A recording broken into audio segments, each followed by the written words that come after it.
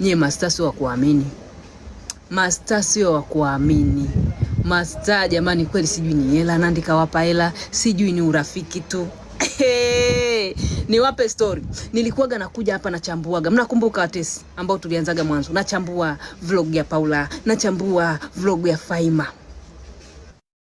Kumbe kuna mmoja alikuwa anaumia na siwezi kumficha ficha. Paula alikuwa hampendi Faivan. Yani nikija hapa nikimwongelea Faivan, nikamwambia Faivan hapa umekosea, kwa nini umemwiga mwenzako hivi? Faivan is okay, anapokea maoni, anaameza. Lakini Paula atahangaika huko, ataanza kutafuta namba yangu, ataanza kutafuta, anitafute. Napata tu story kwa Faivan, anakutafuta nini? Ananiambia story. Paula anakutafuta, Paula sijui. Yani Paula ni mwanamke ambaye hajiamini hata kidogo. Sasa nasema wewe ni mwanamke mzuri, unajiamini. Kwa nini haujiamini? Yani yeye ndo ilikuwa ndo chanzo cha hawa watu kutokupendana. Yani Paula alikuwa hajaachilia kwamba yeye anamkubali Faima au Faima anamkubali Paula.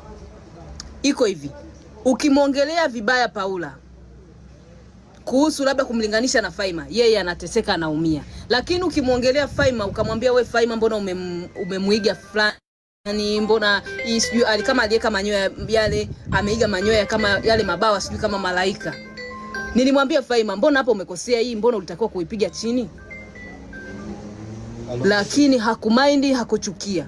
Lakini nikija kumzungumzia Paula nikasema tu kidogo Paula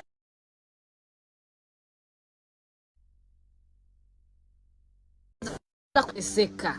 Kwa hiyo kupatana kwao pale nimesema nitasema ukweli, pakuwa tatizo. Faima alikuwa amenyooka, hata kama akimwiga huenda alikuwa ameshaelewa kwamba mimi nikimwiga Paula it's trending, nazungumziwa. Lakini Paula alikuwa hakubali. Yani anaona kabisa ukimlinganisha labda yeye na Faivan umemlinganisha na takataka fulani, hataki kabisa kusikia. Kwa hiyo sasa hivi ndio nimeshangaa, nimeona jamani, hawa watu ambao walikuwa hawapatani, hawa watu walikuwa hawapendani, leo hii wamekalishwa sehemu moja. Nyie nguvu ya hela, nyie hela mwanadamu. Sasa kwa nini mlikuwa mnanimind mimi nikiwaongelea? Kwa nini? Kama mlijua baadaye mtakuja kupatana. Kwa nini sasa walikuwa wananimind? Nauza vitu mbalimbali jamani. Mimi sio nachonganisha. Mimi ni mtu ambaye naongelea stories zinazotrend. Wewe ukiona kama mimi nachonganisha, it's you. Mimi naongelea mastaa mbalimbali na nimeanza muda mrefu. Na sasa hivi hata kwenye content, ukipandisha content akaonekana yeye hajapendeza zaidi ya mwingine, anaomba ifutwe. Mimi naeleza ukweli. Ni kwa nini ubinti anakuwa hajiamini? Wewe umeshaamua kudress vizuri ulivyovaa. Picha hapo ukiangalia hivi. Kwa nini mimi nawapa story kisa cha kweli? Niliwahi kuposti video, ilikuwa ni safari mambo ya World Cup. Ilikuwa ile video ina vingine ina yule wajua kali yule dada yule anayetembea na nani? Judith kapigilia mapigo, anatembea catwalk imenyoka. Paula kaja kapita nyuma akasema pana hii video mbaya, naomba ushushe. Kwa nini unakuwa upendi the way? Yani jikubali ulivyo. Jamani mimi hapa ni ananyoa, nikija hapa naweza kaja bila wig, yani najikubali the way nilivyo. Lakini Paula hicho kitu akubali kwenye moyo wake. Anatakiwa hajiamini. Yeye kwanza ni mzuri. Alafu vyovyote anavodress, iwe amekuwa mnene iwe amekuwa bonge, ana dress vizuri. Ukishindwa kujikubali utakuwa unaishi kwenye mateso, kwenye utumwa.